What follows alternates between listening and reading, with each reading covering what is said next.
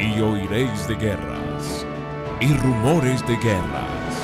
Se levantará nación contra nación. Y habrá hambres, pestilencias y terremotos en muchos lugares.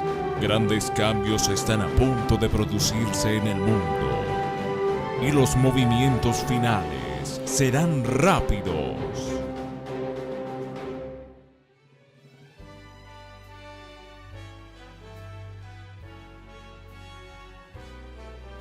Es un placer saludarles, estamos muy contentos de darle la bienvenida al programa Eventos de los Últimos Días. Nos agrada poder compartir estos momentos de estudio y reflexión con ustedes, que juntos todos podamos estudiar la Biblia y la inspiración con respecto a los eventos finales. Y así como dijo Jesús, no seamos engañados, sino a través de la Escritura podamos entender el camino que el Señor quiere mostrarnos ahora, porque el cumplimiento profético en los eventos finales, la Escritura quiere presentarse como esa antorcha que nos revela el camino en medio de la oscuridad. Les damos la bienvenida y empezaremos en este momento con nuestra primera sección. Un saludo muy especial para cada uno de nuestros televidentes y el tema para hoy es las falsificaciones. Tema muy interesante, ¿no? Las falsificaciones. Y hay un principio en la palabra de Dios que lo podemos encontrar en Isaías capítulo 8, versículo 20. Esta es una regla que el profeta Isaías dejó establecido para que nosotros probemos todos los espíritus, ¿no? Probemos todas las manifestaciones y todos los fenómenos religiosos de estos últimos días. Dice así la palabra de Dios: a la ley y al testimonio, si no dijeren conforme a esto, es porque no les ha amanecido. Así que este es un principio muy importante que encontramos en la palabra de Dios, que toda enseñanza, que toda manifestación la debemos probar a través de ¿qué? De la palabra de Dios, a la ley y ¿qué cosa? Y los testimonios. Aquí hay dos principios muy importantes que nosotros debemos tener en cuenta: la ley de Dios y los testimonios. Los testimonios son el espíritu de profecía, ¿no? A través de estos dos principios nosotros debemos probar cualquier falso profeta y cualquier enseñanza que se manifieste, ¿cierto? Debemos probarlo a través de la ley y los testimonios, ¿no? En la historia, como hemos colocado como referente, siempre ha sido el mismo principio, no se ha perdido. Miremos cómo en el caso de la vida de Jesús, en el momento de la tentación, y es otro de los puntos que hemos repetido y que volvemos a recordar en esta hora, cómo son las manifestaciones de engaño del enemigo. Siempre han sido sutiles. En cualquier momento, en cualquier tentación que usted pueda encontrar bajo la inspiración de la Biblia, o sea, cuando la Biblia nos está presentando la manera de actuar de Satanás en las tentaciones, siempre encontraremos el mismo principio antagónico que Satanás ha utilizado. Nunca se va a presentar como es. Siempre ha utilizado la sutileza. Muy sutilmente, Satanás ha tratado de engañar a los seres humanos. Bueno, con Eva y con Adán lo logró. Logró engañarlos y logró que ellos se dieran a la tentación. Pero en el caso de nuestro Salvador, Cristo Jesús dice que en la narrativa de la historia, de la Escritura, que fue llevado por el Espíritu al desierto para ser tentado por el enemigo. Cuando Satanás se presenta a Jesús, dice que se presentó como un ángel de luz. Inmediatamente dice la inspiración del Espíritu de profecía, Cristo no lo identificó de primera mano, porque se presentó como un ángel de luz. Pero cuando Satanás empezó a hablar, ya Cristo pudo identificar que estaba frente al archiengañador, a Satanás, a la serpiente antigua y al diablo. ¿Y cómo respondió Cristo Jesús? El principio que debemos utilizar y que ustedes nos decían, y también la regla de fe, la regla que debemos utilizar, la Escritura. Un escrito está para poder hacerle frente al tentador. Y es muy interesante, ¿no?, cómo Jesús hace frente a Satanás a través de las Escrituras, porque pues él estudiaba la palabra de Dios y estaba familiarizado con las enseñanzas de la palabra de Dios y tenía esa capacidad de discernimiento espiritual para poder identificar a Satanás. Y es muy interesante aquí una declaración en la introducción de este tema que queremos compartir con cada uno de ustedes en esta hora, como en el conflicto de los siglos el espíritu de profecía nos da a nosotros una pauta, ¿no? Una indicación cómo nosotros debemos someter toda enseñanza, ¿no? Dice así la inspiración: al pueblo de Dios se le indica que busque en las santas escrituras su salvaguardia contra la influencia de falsos maestros y el poder seductor de los espíritus tenebrosos. Hay aquí una invitación a que nosotros investiguemos la palabra de Dios.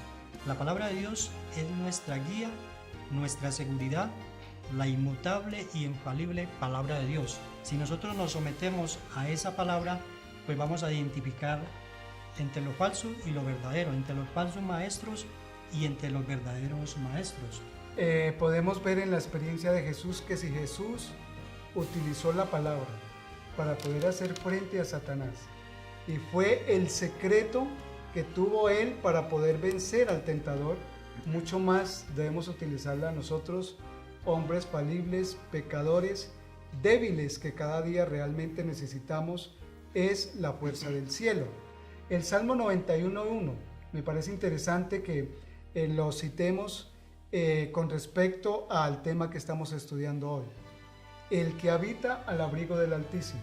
Y este salmo, por lo general, siempre lo hemos utilizado como protección, ¿cierto? En los momentos de peligro, en los momentos de necesidad, como un amuleto, ¿no? Correcto. Puede ser que lo utilicemos como un amuleto de protección, pero también lo podemos utilizar en el momento de necesidad para poder recibir el apoyo y la ayuda del Señor. Pero siendo una promesa de que el que habita al abrigo del Altísimo morará bajo las sombras del Omnipotente, ¿cómo es que nosotros en ese momento de necesidad y de peligro podremos ser salvaguardados? No podremos ser salvaguardados si nosotros estamos en el terreno equivocado, o si estamos en pecado, estamos en desobediencia. No podemos utilizar, como usted decía, Virgilio, ahora, ese salmo como un amuleto, porque el Señor no nos va a socorrer. Entonces, ¿quién es el que habita al abrigo del Altísimo? Es estar bajo la sombra del Omnipotente. ¿Y qué es estar bajo la sombra del Omnipotente? Estar dentro del círculo de la palabra. Poder utilizar un escrito está y así dice el Señor. Exactamente, es muy interesante ese salmo porque ese es un salmo de protección, ¿no? Es un salmo donde nos garantiza que Dios tiene la protección sobre cada uno de nosotros. Es una promesa, ¿no? Eso, y también es una promesa. Pero también, como toda promesa, hay con una condición, ¿no? Tiene una condición, exactamente. Y es interesante cómo el apóstol Pablo, en 2 de Timoteo, capítulo 4, advierte a este joven ministro de Dios, Timoteo, sobre la manifestación de los falsos profetas en el pueblo de Dios. Capítulo 4, versículo 1 en adelante, dice así, Timoteo dice: ante Dios y el Señor Jesucristo, que juzgará a los vivos y a los muertos en su manifestación de su reino, que prediques la palabra, que istes a tiempo y destiempo, convence, reprende, anima con toda paciencia y doctrina, porque vendrán tiempos cuando no soportarán la sana doctrina, antes, teniendo comezón de oír, se amontonarán maestros conforme a sus concupiscencias, apartarán de la verdad el oído y se volverán a las fábulas. Pero tú sé sereno en todo, soporta las aflicciones, haz la obra del evangelio, cumple tu ministerio. Así que aquí el apóstol Pablo, a través de Timoteo, está prediciendo, ¿no?, la manifestación de los falsos profetas, y le enfatiza al joven Timoteo que busque y que predique la palabra de Dios correctamente, ¿no? Porque muchos predicadores hoy presentan la palabra de Dios, pero la pregunta es, ¿la están presentando basada en un escrito como leíamos en Isaías 8:20, a la ley y al testimonio? Porque usted relataba la historia de Jesús en el desierto, ¿no? Y recordamos también cómo Satanás también cita las escrituras, ¿no? Pero cómo la cita de una manera equivocada, ¿no? Tergiversada. Ahora, otra de las manifestaciones en el tema de hoy con respecto a las falsificaciones tiene que ver con uno de los eventos que claramente estamos viendo en los sucesos contemporáneos, los milagros. Las grandes cruzadas y los grandes movimientos haciendo milagros y curando a la gente, cuando realmente no es el Espíritu del Señor el que está orando ahí, sino hay otro espíritu. Por eso la sierva del Señor, bajo la inspiración, nos dice: el último gran engaño se desplegará pronto ante nosotros. Y pronto es que eso se está cumpliendo claramente ante nuestros ojos. Los grandes movimientos religiosos que se han levantado ahora están basando sus experiencias religiosas en curar y sanar a la gente. Pero miren lo que nos dice aquí la sierva del Señor: el anticristo va a efectuar ante vuestras obras maravillosas. La falsificación se asemejará tanto a la realidad que será imposible distinguirla sin el auxilio de las Sagradas Escrituras. Ellas son las que deben atestiguar en favor o en contra de toda declaración, de todo milagro. Quien haga de la operación de milagros la prueba de su fe, encontrará que Satanás puede, mediante una variedad de engaños, realizar maravillas que pasará por milagros genuinos. Así que la manifestación de señales y milagros no es una prueba contundente para identificar a un verdadero profeta y a un falso profeta, porque también la Escritura dice que Satanás iba a hacer milagros y, si fuera posible, engañaría a los mismos a los escogidos. Bueno, lamentablemente por falta de tiempo no podemos cubrir toda la información que tenemos acerca de este importantísimo tema, así que estamos haciendo un llamado en esta hora a cada uno de nuestros oyentes que están conectados a través de la televisión. Estamos haciendo un llamado para que cada uno de nosotros busquemos en las Santas Escrituras como la única salvaguardia contra los engaños de Satanás en los últimos días. También dice la revelación que habrá un pueblo en la tierra que sostendrá la Biblia y la Biblia como única regla de fe en este mundo, ¿cierto? Para identificar tanto lo falso como lo verdadero, tenemos que basarnos en la Escritura. Así que nuestro llamado en esta hora y el llamado del Señor para cada uno de ustedes, amables oyentes y televidentes, es que busquemos, estudiemos la palabra de Dios y a través del estudio de la palabra de Dios nosotros podamos fundamentarnos en un escrito está, para cuando venga un falso maestro, un falso engañador, nosotros podamos identificar quién es un verdadero profeta y quién es un falso profeta. Así que Dios te bendiga, es mi deseo y oración en esta hora. Día a día, en los eventos finales.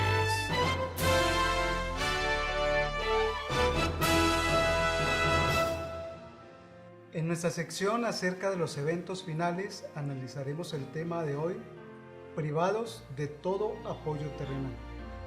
Es una de las consecuencias que siempre ha vivido el remanente en toda su historia, y no va a ser la excepción para este tiempo del fin.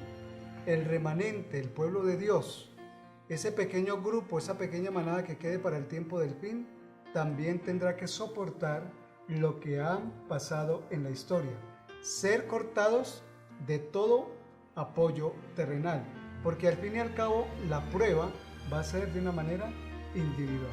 No vamos a ser salvos en grupos, sino que la salvación va a ser muy individual. Y uno de los eventos con respecto a el apoyo terrenal es lo que nos predice la Escritura en Apocalipsis capítulo 13, versículo 17. Una de las realidades y de los eventos que va a soportar el pueblo remanente de Dios. El versículo 16 dice, Apocalipsis 13, 16 y 17: y hacía que a todos, pequeños y grandes, ricos y pobres, libres y esclavos, se les pusiese una marca en la mano derecha o en la frente, y que ninguno pudiese comprar ni vender, sino el que tuviese la marca o el nombre de la bestia o el número de su nombre. Aquí hay sabiduría. El que tiene entendimiento cuente el número de la bestia, pues es número de hombre, y su número es 666. Uno de los eventos o de los puntos de pruebas que tiene que pasar la iglesia remanente es el problema de comprar y vender.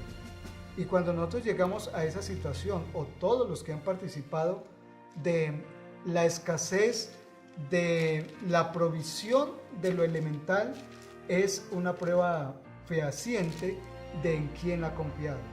Si confía en Dios en ese momento y si ha aprendido a conocer a Dios a través de los tiempos, de las edades y ha desarrollado esa fe en Él, podrá soportar aún este momento de prueba tan duro.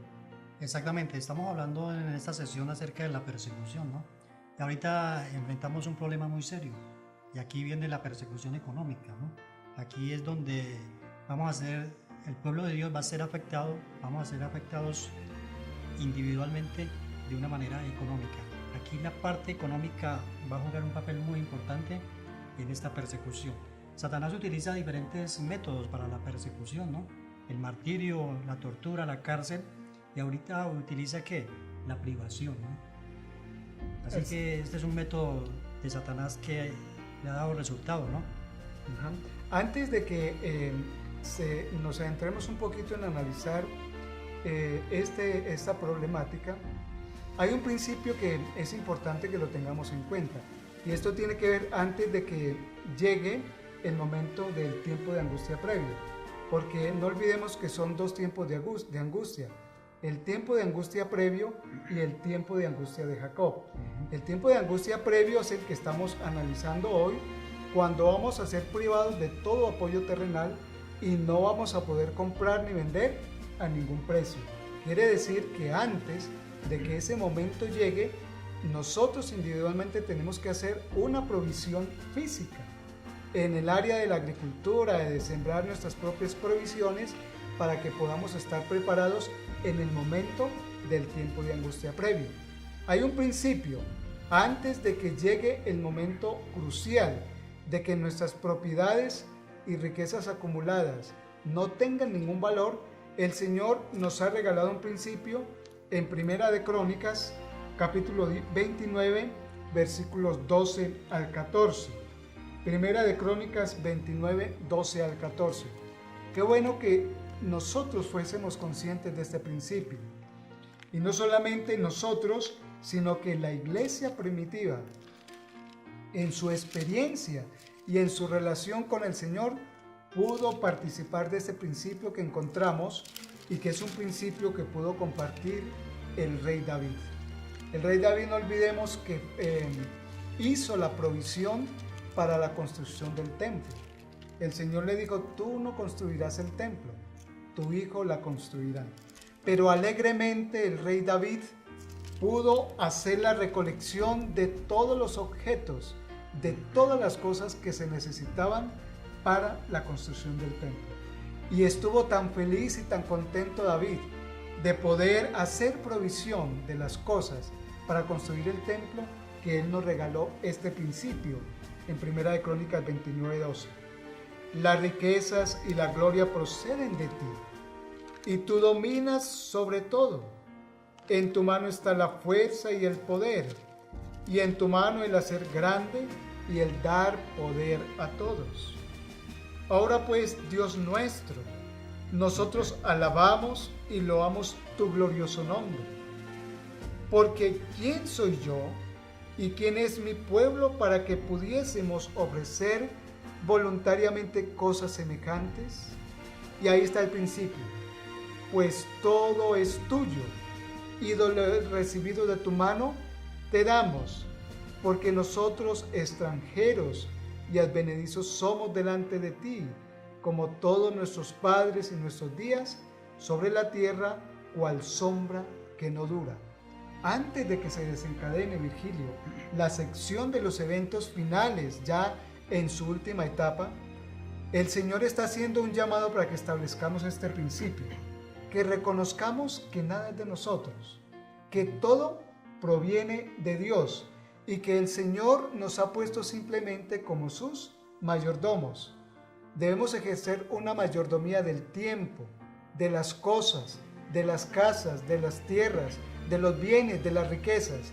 Y cuando seamos conscientes de eso, debemos de decirle al Señor: si todo es tuyo, también de lo que tú nos has dado, lo colocamos como ofrenda. Y lo donaremos y lo cederemos para que la causa del Señor sea predicada, el Evangelio sea predicado y podamos dar fiel examen de nuestra mayordomía. Sí, Oscar, y es interesante, y todos nuestros oyentes que hasta ahora están conectados con nosotros, cómo David establece ese principio, ¿no? Donde el dinero debe ser invertido en el banco del cielo, ¿no? Por eso Jesús dijo que hagamos tesoros ¿en dónde? En el cielo, donde el ladrón no mina, ¿cierto? Donde allí los ladrones no entran. Entonces llegó el momento para que los recursos que nosotros tengamos puedan ser puestos en la causa de Dios, en la obra de Dios.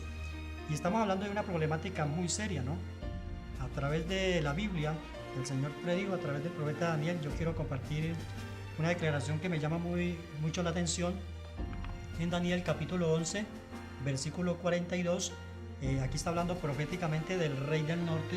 El rey del norte es el papado, y vemos cómo el rey del norte está haciendo un control sobre la economía, ¿no? Dice el versículo 42, también extenderá sus manos a las otras tierras y no escapará el país de Egipto.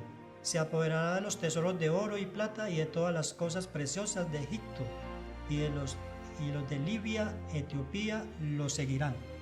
Es interesante como Daniel aquí predijo hace muchos años atrás un control económico, ¿no? Como los tesoros, aquí los tesoros representan los bancos, la economía, todo, ¿no? Va a ser controlada, y cómo el pueblo de Dios va a ser controlado económicamente, ¿no? Y todo apoyo terrenal va a ser quitado al pueblo de Dios. No vamos a tener el carnet del SISBEN, no vamos a tener derecho a la salud, no vamos a tener derecho a un abogado.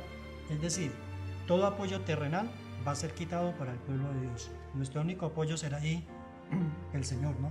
Las tarjetas de crédito, bueno, todos esos elementos que nos unen a esta cuestión del sistema económico de este mundo, todo ese apoyo terrenal nos va a ser quitado.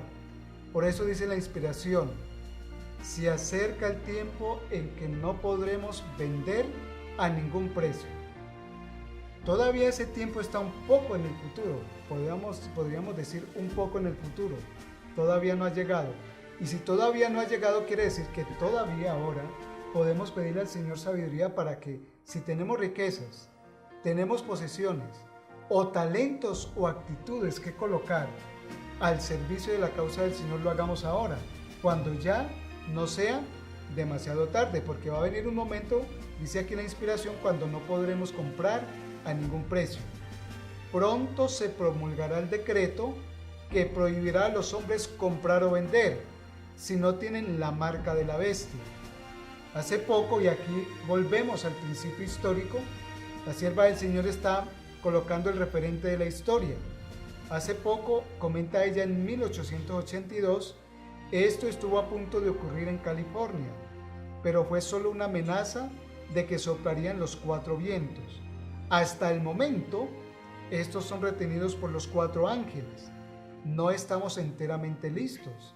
Hay una obra que debe hacerse todavía, y entonces se les ordena a los ángeles que los suelten para que los 4 vientos puedan soplar sobre la tierra. Y en este punto, Virgilio, recordamos, como para que vayamos cerrando nuestra sección con un referente histórico, lo que el Señor le dijo a Noé. El Señor le mandó a Noé que construyera un arca, porque iba a venir un diluvio. Si Noé no hacía caso de construir el arca, no se iría a salvar. Y de hecho, ya conociendo nosotros la historia, si Noé no construye el arca, no se salva. De igual manera, ahora estamos siendo llamados, tanto física como espiritualmente, a que podamos construir nuestra arca, para que podamos hacer provisiones. Es tiempo ya de que el pueblo de Dios esté ubicado en el campo. Exactamente, el arca sería el campo, ¿no? Y la agricultura y todas estas labores en el campo es el arca que Dios quiere que nosotros preparemos para estos tiempos que se avecinan. Y vamos a ir terminando con esta declaración. Dice: en el último gran conflicto de la controversia con Satanás, los que sean leales a Dios se verán privados de todo apoyo terrenal. O sea que aquí confirma el espíritu de profecía que todo apoyo terrenal será ¿qué? Cortado. Así que nuestro apoyo no debe estar aquí en esta tierra, ¿no? Si tenemos algún apoyo terrenal, dice que nuestra fe va a flaquear, ¿no? Va a flaquear. Entonces no olvidemos, ya para cerrar nuestra sección, son 2 tiempos de angustia. Ahorita estamos comenzando ya los primeros momentos del tiempo de angustia previo, cuando llegue el problema de comprar y vender. El Señor quiere que podamos organizar esa arca en familias, en puestos de avanzada, nos establezcamos en el campo para que podamos hacer provisión para el tiempo de angustia previo. Ya en el tiempo de angustia de Jacob, el Señor será nuestro sustento. Él nos sustentará así como sostuvo a Elías y así como ha sostenido a todos los que han aprendido a depender de Él. Que el Señor nos bendiga y nos ayude.